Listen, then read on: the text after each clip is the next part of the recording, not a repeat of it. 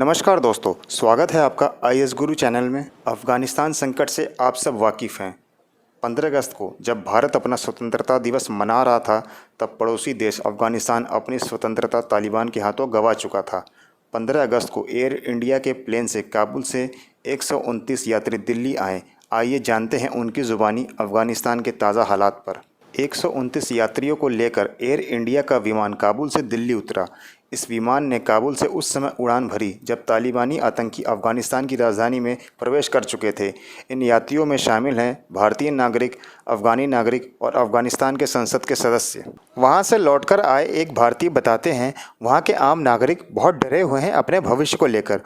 वो बताते हैं कि जब वो वहाँ से आ रहे थे तब किसी ने उनसे कहा कि आप तो यहाँ से जा रहे हो, हम कहाँ जाएंगे, ये हमारी मातृभूमि है। वो वहाँ अफ़गानिस्तान में सोलर पैनल कंपनी में काम करते थे। उन्होंने एक बात और बताई कि हवाई अड्डे की तरफ जाने वाले रास्ते पर भारी यातायात था। वो 2.5 किलोमीटर पैदल चलकर हवाई अड्डे पर पहुँचे।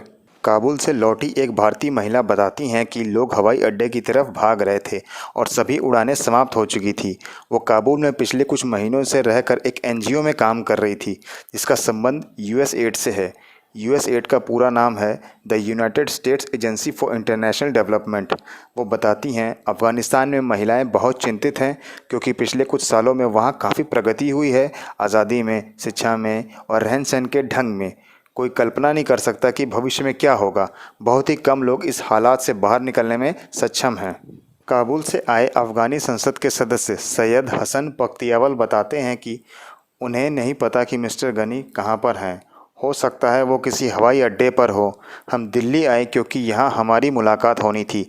जब उनसे पूछा गया कि अफ़गानी सरकार एवं सैनिकों द्वारा तालिबानी आतंकियों का विरोध क्यों नहीं किया गया जब वे काबुल में प्रवेश कर रहे थे, उस पर पख्तियावल कहते हैं कि यह एक बहुत बड़ा खेल है, अमेरिकियों से पूछो।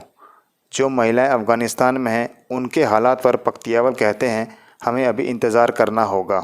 एक और अफ़गान संसद सदस्य अब्दुल कादिर जजई बोलते हैं, आज 3 बजे तक मैं सांसद था, परंतु अब मैं एक पूर्व सांसद हूँ। आज हालात बहुत बिगड़ गए। हो सकता है संयुक्त सरकार का गठन हो। भारत मेरा दूसरा घर है। मैं एक पूर्व व्यवसायी रह चुका हूं और मेरा भारत से अच्छा संबंध है। राष्ट्रपति गनी के पता ठिकाने के बारे में वो बताते हैं कि गनी और उनका दल दुबई चला गया। अफ़गानी महिलाओं के भविष्य पर मिस्टर जजई बोलते हैं, तालिबानी प्रवक्ता ने आश्वासन दिया है कि वे महिलाओं के लिए कोई समस्या नहीं खड़ा करेंगे और हालात बिल्कुल वैसे ही रहेंगे जैसे पिछले 20 सालों से थे। साबेक ईसा नाम के एक अफ़गान नागरिक अपनी पत्नी एवं बहू के साथ दिल्ली आए। साबेक ईसा काबुल में जन्मे एवं पले बढ़े और बाद में वो जर्मनी में बस जाते हैं। उनकी बहू काबुल में थी। वो बोलते हैं कि कुछ महीनों तक वे दिल्ली के होटल में रहेंगे। अगर काबुल में हालात ठीक हो जाते हैं तो वो वापस चले जाएंगे।